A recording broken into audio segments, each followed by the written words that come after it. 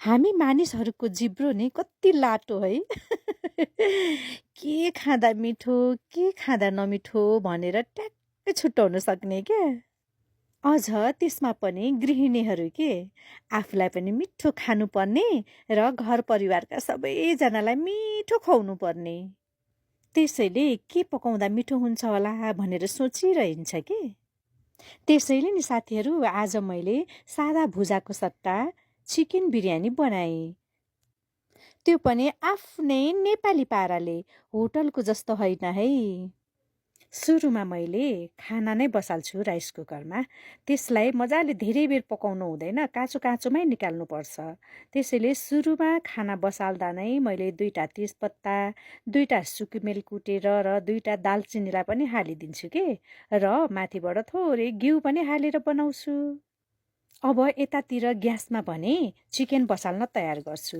सुरुमा मैले अलिक धेरै नै प्याज काटेर रेडी गर्छु। त्यही प्याजमध्ये थोरै प्याजलाई चाहिँ छुट्टै फ्राइङ प्यानमा फ्राई गरेर ब्राउन ब्राउन भएपछि निकालेर राख्छु। अब चिकनको ग्रेभी पकाउनको लागि चाहिँ ग्यासमा एउटा कराई बसाल्छु। कराई तातेपछि तेल तताउँछु र तेल तातेपछि मेथी पड्काउँछु। मेथी पड्काएपछि 2टा तेजपत्ता हालिदिन्छु र तेजपत्ता हाल्ने बित्तिकै मासुलाई सर्र ओइरिदिन्छु। यसरी सिम्पल तरिकाले म ग्रेभी पकाउँछु। त्यस्तै तरिका हो, मासुलाई अलटपलट गर्यो, चलायो, नुन र बेसार सुरुमै हालेर फ्राई गर्यो। अनि मासु रातो रातो भएपछि प्याजलाई पनि हालेर फ्राई गरिदिने र कुटेर राखेको गरम मसलाहरूलाई पनि हालिदिने। त्यसपछि जिरा धनियाँको धुलो र खुर्सानीको धुलोलाई पनि हालेर मजाले चलाइदिने।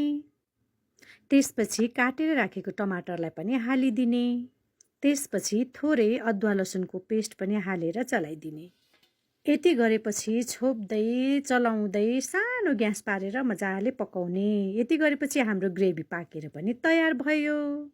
यसरी चिकन पाकिसकेपछि ग्यास सानो बनाइरकै हुनुपर्छ। त्यसमाथि अघि पकाएर राखेको राइसलाई माथिबाट हालिदिने र हामीले सुरुमा फ्राई गरेर राखेको ब्राउन ब्राउन बनाएर राखेको प्याज थियो नि, त्यसलाई पनि माथिबाट सर्र हालिदिने।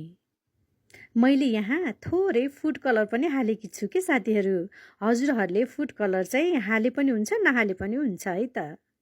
ल हेर्नुहोस् त हाम्रो चिकन बिरयानी घरैमा मिठो पाकेन त। ल अब खाउँ है त। हस् त साथीहरू, आजलाई यति नै। Thank you so much for watching.